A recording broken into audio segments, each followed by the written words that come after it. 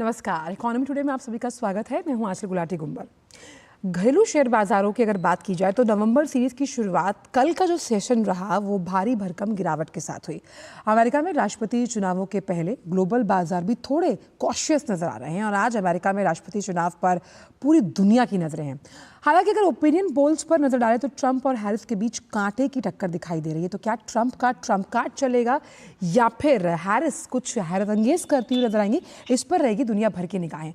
ऐसे में राष्ट्रपति चुनाव से पहले अमेरिकी बाजार दबाव में दिखाई दिए। इन तमाम बातों पर डालेंगे नजर, लेकिन सबसे पहले निगाह डालते हैं प्रमुख आर्थिक टॉपलाइंस पर।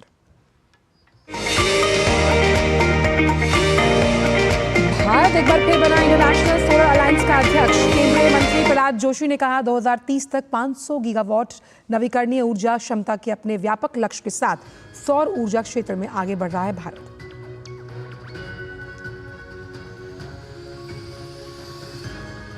सरकारी मार्केट प्लेस पर 170 बीज श्रेणियां लॉन्च। किसानों को आसानी से मिल सकेंगे बेहतर गुणवत्ता वाले बीज। नई श्रेणियों में लगभग 8000 बीज की किस्में शामिल।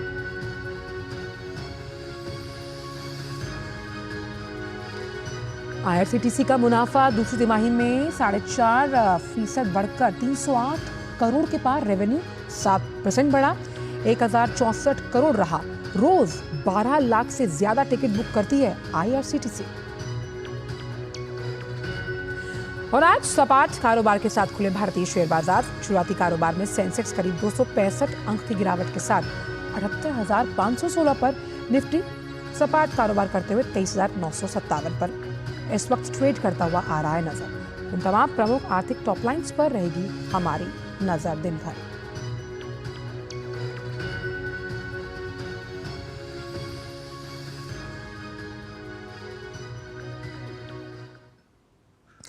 और आइए अभी रुख डालते हैं कि गिफ्ट निफ्टी की जो शुरुआती स्तर थे जिन पर वो खोला था, किस तरफ इशारा कर रहे थे। गिफ्ट निफ्टी की अगर बात की जाए तो 24,118 का लेवल 46 अंकों की बढ़त के साथ कारोबार करता हुआ नजर आ रहा है गिफ्ट निफ्टी। हालांकि इसके साथ कदम ताल मिलाता हुआ सेंसेक्स नजर नहीं आया, वहां पर गिरावट देखी गई। ओपनिंग काउंटर में 78,516 का लेवल, 265 अंकों का दबाव। कंपनी अर्निंग्स आ रही हैं, एफआईआईज और डीआईआईज इस वक्त न्यूट्रल स्टैंड के साथ हैं। निफ्टी भी देखें तो 23,997 बिल्कुल एक रेंज बाउंड कारोबार होता हुआ निफ्टी में देखना। हालांकि 23,000 के लेवल से आगे बढ़ते 25,000 का आंकड़ा छू सकता है निफ्टी इस हफ्ते में। डिस्काउंट करके चल रहा है भारतीय शेयर बाजार जो अमेरिकी राष्ट्रपति चुनाव हैं उनको। अब डालते हैं नजर टॉप गेनर्स के चार्ट पर। तो Hindalco, JSW steel, Tata steel, 3 दिग्गज काउंटर स्टील की चमक बरकरार। यानी मेटल्स की हम बात करते हैं, एचसीएल टेक और ग्रासिम इस वक्त मजबूती के साथ बाजार में खड़े हुए हैं। और कई ऐसी अहम कंपनियां हैं जिनके नतीजे आज सामने आए। जेएनके पेपर्स का नतीजा कल सामने आया, आईआरसीटीसी का नतीजा कल आया है। लेकिन कहां पर दबाव और मुनाफा वसूली हावी होती हुई नजर आ रही है वो देखते हैं। रिलायंस, एचडीएफसी बैंक, ट्रेंट, एमएनएम, भारती एयरटेल, वो तमाम काउंटर्स जहां इस वक्त दबाव देखा जा रहा है।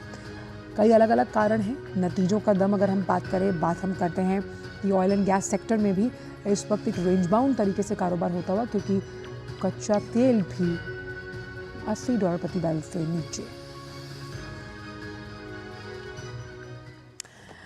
और एनएसई ने वित्त वर्ष 25 की दूसरी तिमाही में 3,137 करोड़ रुपए का मुनाफा कमाया है। कंपनी ने सोमवार को दूसरी तिमाही के नतीजे जारी किए। नेशनल स्टॉक एक्सचेंज का जो कंसोलिडेटेड मुनाफा है वो सालाना आधार पर 57% बढ़ा। वित्त वर्ष 25 की दूसरी तिमाही में एनएसई का स्टैंड अलोन का जो शुद्ध मुनाफा था वो 2,954 करोड़ रुपए रहा। अगर पिछले वर्ष की तुलना यानी कि इसी समान तिमाही में हम करें तो ये 1,804 करोड़ रुपए था। एक्सचेंज ने कहा कि उसने वित्त वर्ष 2025 की पहली छमाही में सरकारी खजाने में 30,000 करोड़ से ज्यादा का योगदान दिया है।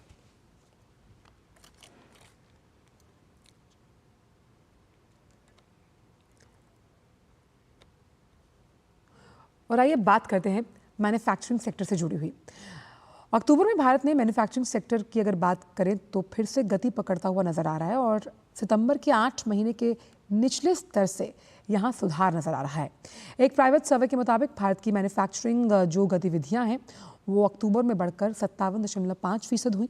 HSBC India manufacturing purchasing managers index लगातार 10वें महीने 55 अंक से ऊपर रहा, जो मैन्युफैक्चरिंग गतिविधियों के मजबूत मोमेंटम का संकेत है।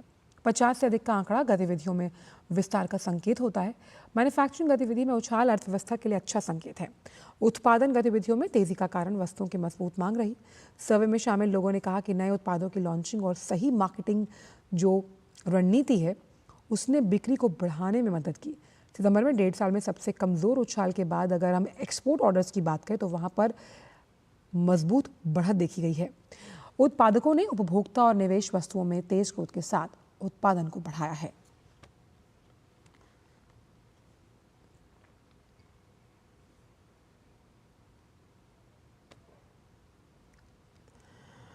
और अब रोजगार के मोर्चे की बात करते हैं, जहां से गुड न्यूज़ सामने आई है। बीते महीने भारत में व्हाइट कॉलर हायरिंग एक्टिविटीज़ में तेज़ी दर्ज की गई। नौकरी जॉब स्पीक इंडेक्स के द्वारा जो ताज़ा रिपोर्ट है उसको अगर माने तो अक्टूबर में सालाना आधार पर व्हाइट कॉलर हायरिंग एक्टिविटी में 10% की बढ़त देखी गई। हायरिंग को लेकर तेल, गैस, फार्मा, FMCG और IT जैसे सेक्टर्स में सबसे ज़्यादा इजाफा हुआ है। और रिपोर्ट के मुताबिक आर्टिफिशियल इंटेलिजेंस और मशीन लर्निंग में सालाना आधार पर 39% और मासिक आधार पर 2% की वृद्धि देखी गई। मशीन लर्निंग इंजीनियर में 75% की वृद्धि दर्ज की गई है। IT सेक्टर्स की अगर बात की जाए तो यहाँ पर जो भर्तियाँ हैं वो इस वित्त वर्ष में 7 महीने में सकारात्मक पॉजिटिव सोच के साथ आगे बढ़ी। अक्टूबर में 6% की सालाना वृद्धि के साथ फ्रेशर्स की भर्ती को लेकर अच्छे संकेत मिले हैं, यानी कि फ्रेशर लेवल पर भी अच्छी एंट्रीज हो रही हैं। IT यूनिकॉर्न ने व्हाइट कॉलर हायरिंग में 28% की वृद्धि को दर्ज किया है और ये एक मजबूत प्रदर्शन का इंडिकेटर भी है। वहीं IT सेक्टर में विदेशी बहुराष्ट्रीय कंपनियों में 5% और वैश्विक क्षमता केंद्रों में 10% की प्रभावशाली वृद्धि देखने को मिली। व्हाइट कॉलर हायरिंग को लेकर देश के दक्षिणी राज्यों ने बेहतरीन प्रदर्शन किया और वहीं कई शहरों में सालाना आधार पर मजबूत वृद्धि देखी गई है। तो वाइट कॉलर हायरिंग यानी वाइट कॉलर जॉब्स जो हैं, ऑफिशियल जॉब्स जो हैं, प्रोफेशनल जॉब्स जो हैं, उसमें उनकी हायरिंग में इजाफा देखा गया है। और आइए बात करते हैं आज के फोकस से जुड़ी हुई।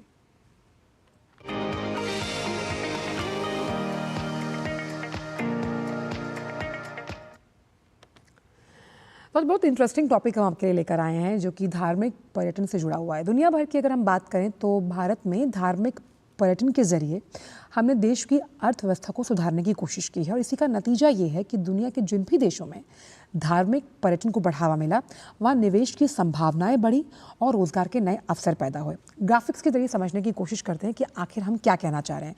तो धार्मिक स्टार्टअप्स की अगर निवेश की बात की जाए तो वो 1 साल में 10 गुना बढ़ा है और धार्मिक बाजार जो है भारत का वो 5 लाख करोड़ रुपए होने का अनुमान है। रिसर्च फर्म IMRC की ये जो जानकारी है वो सामने आई है और इसका मानना ये है कि ये जो आंकड़ा है ये 2032 तक 2 गुना से ज़्यादा होने की उम्मीद है, यानी कि जो स्टार्टअप्स की वजह से निवेश आ रहा है ये डबल डिजिट में हो सकता है। और स्टार्टअप्स कैसे एक नया आयाम गढ़ रहे हैं धार्मिक पर्यटन के लिए, ये हम समझेंगे इस परिप्रेक्ष्य में। 2023 में अगर हम बात करें तो घरेलू पर्यटन का 60% हमने देखा वो धार्मिक स्थलों की यात्रा से जो रिलीजियस टूरिज्म है उसमें बढ़ोतरी आई और अगले 10 सालों में धार्मिक यात्राएं अलग अलग राज्यों में अगर होती हैं तो ये खर्च चौगुना होने की उम्मीद दर्ज की जा रही है। अब धार्मिक पर्यटन को बढ़ाने में मदद कौन कर रहा है? 1000 जो धार्मिक अनुष्ठानों से जुड़े स्टार्टअप्स हैं वो, और देश में करीबन 1000 से ज़्यादा आस्था आधारित भारतीय स्टार्टअप्स जो हैं वो इस वक्त मौजूद हैं और धार्मिक सेवाओं की पहुंच को वो लोगों तक सुगम बना रहे हैं जो फिजिकली प्रेजेंट नहीं हो सकते उनके लिए, यानी उनके लिए फिजिकली प्रेजेंट होना थोड़ा मुश्किल है। कैसे? फ़ोन पर पूजा, भक्ति संगीत की धुन पर ऑन स्क्रीन फूल चढ़ाना, इस तरह की सुविधाएं उपलब्ध हैं। कुंडली का मिलाना और साथ ही साथ कुंडली बनवाने जैसी सेवाएं भी उपलब्ध हैं और इन सब सुविधाओं को आप घर बैठे डिजिटल ऐप्स जो कि धर्म से जुड़े हुए हैं उनसे कर सकते हैं। इसीलिए भारत में एस्ट्रो और धार्मिक स्टार्टअप्स जो हैं उसमें वृद्धि दर्ज की गई है। ज़्यादा से ज़्यादा स्टार्टअप्स अब इस क्षेत्र में उतर रहे हैं। और जो पर्यटन मंत्रालय की रिपोर्ट है वो क्या कहती है कि 2028 तक रिलीजियस टूरिज्म में $59 बिलियन की आय का अनुमान है और 140 मिलियन रोजगार के सृजन का अवसर मिलेगा, क्योंकि रिसर्च एंड डेवलपमेंट ऐप्स को डेवलप करना कैसे लोगों को नौकरियां देता है, एक नया आयाम है। हम मान सकते हैं कि भाई एक नया सेक्टर है जहां से अब आने वाले कुछ सालों में स्टार्टअप्स के साथ साथ नौकरियां भी आपके मुहाने पर खड़ी होंगी। और इसी बहुत ही इंटरेस्टिंग टॉपिक पर चर्चा करने के लिए बेहद खास दो मेहमान हमारे साथ जुड़ रहे हैं। हमारे साथ आचार्य देव, को फाउंडर वामा.ऐप, जुड़े हुए हैं। बहुत बहुत स्वागत है आपका। साथ ही साथ शिशिर सिन्हा साहब, वरिष्ठ आर्थिक पत्रकार हैं, आपका भी बहुत बहुत स्वागत है हमारे इस खास शो पर। पहला सवाल आचार्य जी मेरा आपसे यही है, आपका तो नाम भी आचार्य है और अगर हम धर्म की बात करते हैं तो एक अलग विंग हम इसमें देख रहे हैं कि रिलीजियस टूरिज्म को बढ़ावा देने के लिए सरकार ने बहुत काम किया है, लेकिन अब जब इसमें हम डिजिटल इंफ्रास्ट्रक्चर को जोड़ रहे हैं, तमाम वो ऐप्स जो आपका काम और सुगम बना रहे हैं कि अगर आप फिजिकली कहीं प्रेजेंट नहीं हैं, आप कितना युगांतकारी मानते हैं डिजिटल स्वरूप धर्म का जब होता है पर्यटन बढ़ाने में? ये बहुत बड़ा कदम है। डिजिटल एक तरीके से डिजिटल युग हो गया है और डिजिटल सनातन युग का एक तरीके से शुरुआत हो चुकी है, क्योंकि जितने भी अभी आप मंदिर को देखें या टूरिज्म को देखें, सब कुछ डिजिटली आ चुका है। जैसे हमारा भी ऐप है वामा, वो वामा का फुल फॉर्म ही यही है कि वर्चुअल एस्ट्रोलॉजी मंदिर ऐप।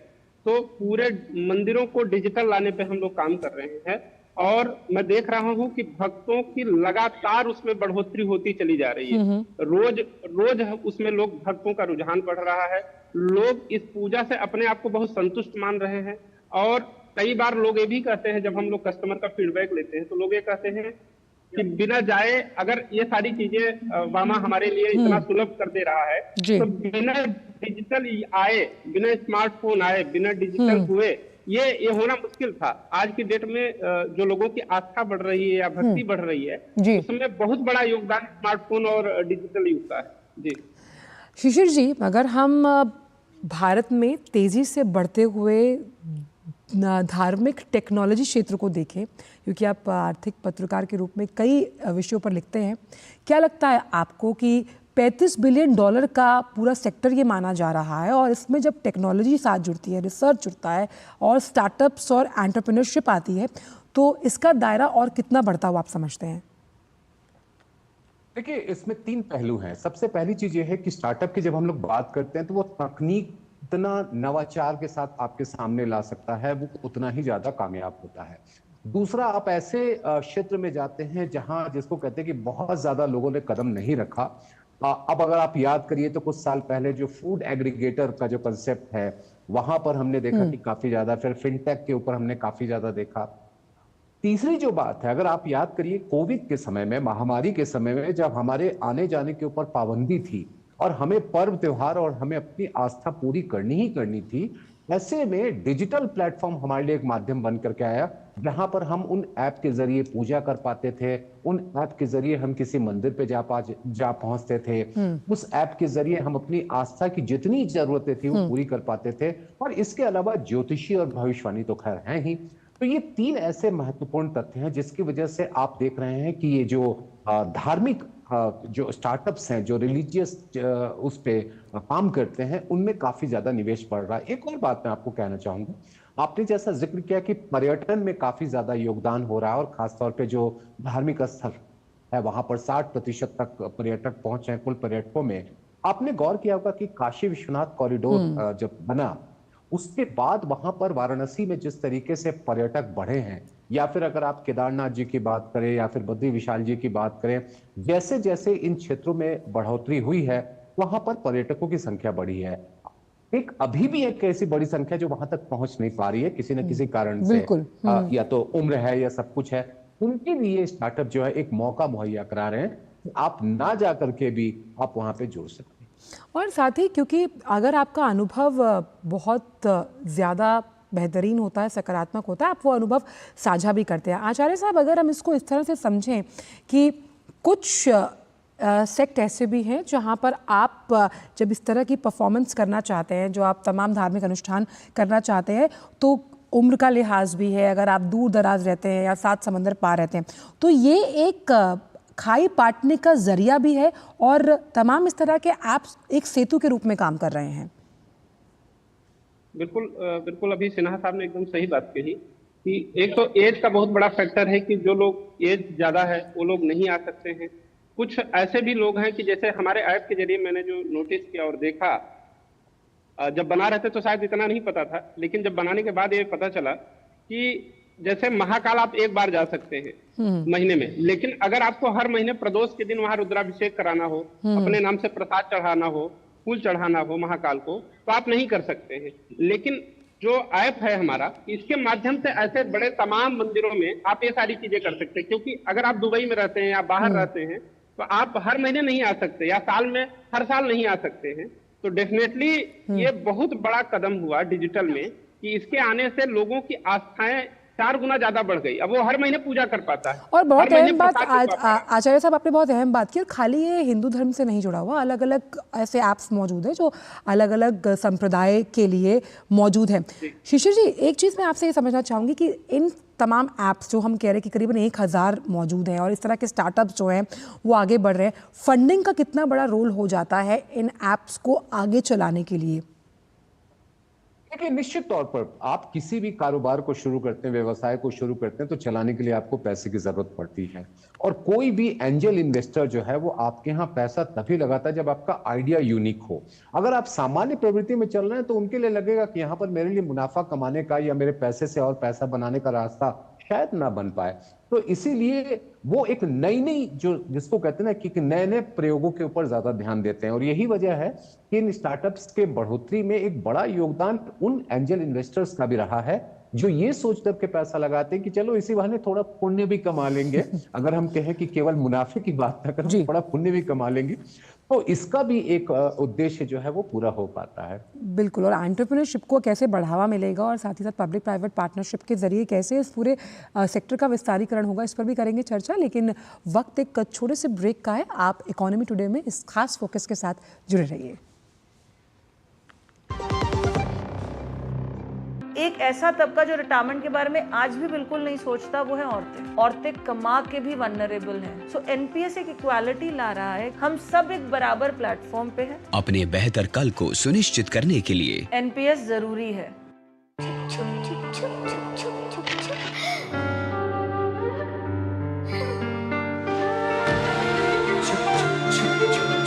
आ जाओ। Yes papa. जिंदगी किसी के लिए नहीं रुकती, हम भी आपको कहां रुकने देंगे। जिंदगी के हर मोड़ पर LIC है तो इंश्योर्ड है। LIC, हर पल आपके साथ।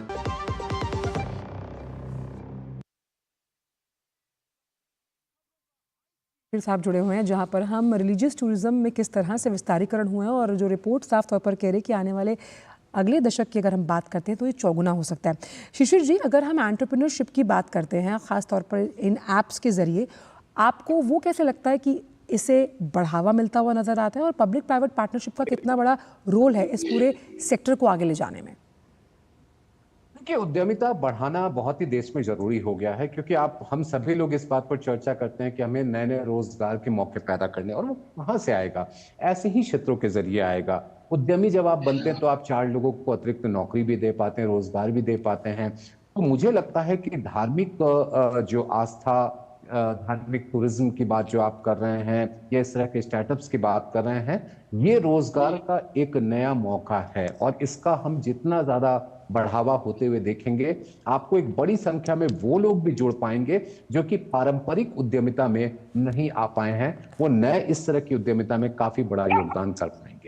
बहुत बहुत शुक्रिया शिशिर जी इस शो पर आने के लिए और अपने विचार इस मंच से साझा करने के लिए और ख़ास तौर पर ये तमाम जानकारियाँ साझा करने के लिए।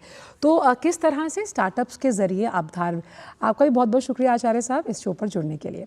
तो किस तरह से जब हम बात करते हैं कि धार्मिक पर्यटन को बढ़ावा देने के लिए सरकार ने जिस तरह से काम किया और अब डिजिटल मीडिया भी इसमें आगे आ रहा है, और रुक करते कुछ अन्य खबरों को और बात करते हैं कि भारत किस तरह से एक बार फिर अग्रणी भूमिका निभाने के लिए तैयार है। भारत को एक बार फिर अंतर्राष्ट्रीय सौर गठबंधन का अध्यक्ष चुना गया है।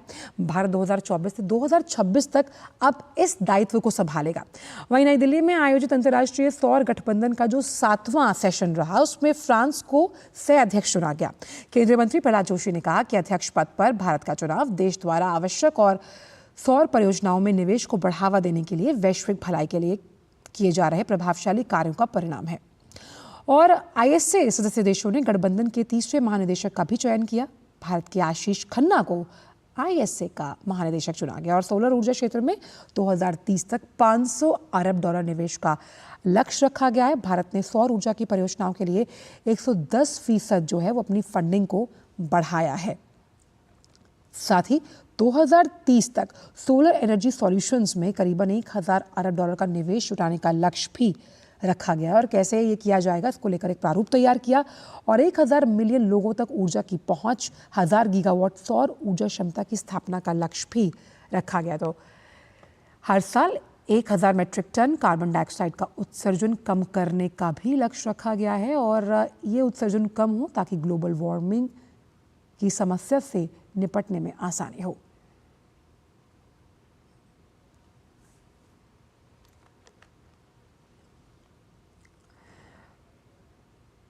तो आज की इकॉनमी टुडे में बस इतना ही, लेकिन जाने से पहले आपको छोड़ जाते हैं कारोबार जगत की कुछ अन्य खबरों के साथ। बाकी आप बने रहिए डीडी न्यूज़ के साथ। मुझे मेरी पूरी टीम को दीजिए इजाज़त। नमस्कार। केंद्रीय मंत्री प्रहलाद जोशी आज नई दिल्ली स्थित कृषि भवन से भारत ब्रांड के भारत आटा और भारत चावल के दूसरे चरण को हरी झंडी दिखाएंगे। भारत ब्रांड कम दर पर राशन उपलब्ध कराने की सरकारी पहल है। एनटीपीसी और ओएनजीसी ने ग्रीन एनर्जी सेक्टर में मिलकर काम करने का फैसला किया है। इसका उद्देश्य रिन्यूएबल और न्यू एनर्जी सेक्टर में तेजी से प्रोजेक्ट्स को आगे बढ़ाना है। दोनों कंपनियां सोलर, विंड, हाइड्रोजन जैसी हरित ऊर्जा परियोजनाओं पर मिलकर काम करेंगी। सरकार ने सरकारी ई मार्केट प्लेस GEM पोर्टल पर 170 बीज श्रेणियां लॉन्च की हैं। इससे किसानों को बेहतर गुणवत्ता वाले बीज आसानी से मिल सकेंगे। इन नई श्रेणियों में लगभग 8000 बीज किस्में शामिल हैं। तिरुवनंतपुरम में आज से इंडिया फिशर विमेन असेंबली 2024 का आयोजन किया जा रहा है। इस कार्यक्रम में 300 से अधिक महिला प्रतिनिधि भाग लेंगी, जो ब्लू इकोनॉमी के प्रभाव, जलवायु संकट और आपदाओं के कारण तबाही के साथ साथ खाद्य संप्रभुता जैसे विषयों पर चर्चा करेंगी। इस असेंबली का उद्देश्य देश के तटीय और अंतर्देशीय क्षेत्रों की मछुआरों को एकजुट करना है। सेबी ने म्यूचुअल फंड कंपनियों को ऐसे विदेशी कंपनियों और यूनिट ट्रस्ट में निवेश करने की अनुमति दे दी है जो अपनी संपत्ति का एक निश्चित हिस्सा भारतीय प्रतिभूतियों में निवेश करते हैं। हालांकि ये मंजूरी इस शर्त के साथ मिली है कि ये विदेशी कंपनियों और यूनिट ट्रस्ट का भारतीय प्रतिभूतियों में कुल एक्सपोजर उनकी संपत्ति का 25% से ज्यादा न हो। योगी सरकार ने उत्तर प्रदेश में विदेशी निवेश को बढ़ावा देने के लिए FDI नीति में संशोधन किया है। राज्य सरकार ने निवेश के साथ प्रोत्साहन नीति 2023 में संशोधन को मंजूरी दे दी है। अब उत्तर प्रदेश में विदेशी कंपनियां इक्विटी के साथ साथ लोन और अन्य माध्यमों से भी निवेश कर सकेंगी। इससे प्रदेश में निवेश बढ़ने की उम्मीद है। पेंशन और पेंशनभोगी कल्याण विभाग के एक आदेश के मुताबिक सरकारी कर्मचारी के पारिवारिक पेंशन के लिए पात्र परिवार के सदस्यों की सूची से बेटी का नाम नहीं हटाया जा सकता है। केंद्रीय सिविल सेवा पेंशन नियम 2021 के मुताबिक परिवार में सौतेली और गोदली बेटियों सहित अविवाहित, विवाहित और विधवा बेटियां शामिल हैं। पारिवारिक पेंशन के लिए पात्रता का निर्धारण पेंशनर की मृत्यु के बाद नियमों के मुताबिक किया जाएगा। RBI ने बताया कि 2000 रुपए के 98% से ज्यादा बैंक नोट बैंकिंग प्रणाली में वापस आ गए हैं और केवल 2000 रुपए के 6970 करोड़ रुपए के नोट ही जनता के पास हैं। बता दें कि RBI ने 19 मई 2023 को 2000 रुपए के बैंक नोट को प्रचलन से वापस लेने की घोषणा की थी। वित्त मंत्रालय के मुताबिक इनकम टैक्स एक्ट के विभिन्न पहलुओं की समीक्षा के लिए 6 अक्टूबर को सुझाव का पोर्टल खुले जाने के बाद से अब तक 6500 बहुमूल्य सुझाव मिले हैं। यह आयकर अधिनियम को सरल बनाने की दिशा में जनता की सक्रिय भागीदारी को दिखाता है। निवाबूपा हेल्थ इंश्योरेंस कंपनी ने अपने IPO का प्राइस बैंड 70 रुपए से लेकर 74 रुपए प्रति शेयर तय किया है। हेल्थ इंश्योरेंस कंपनी का IPO गुरुवार को सब्सक्रिप्शन के लिए खुल रहा है और सोमवार तक रिटेल निवेशक इसके लिए बोली लगा सकते हैं।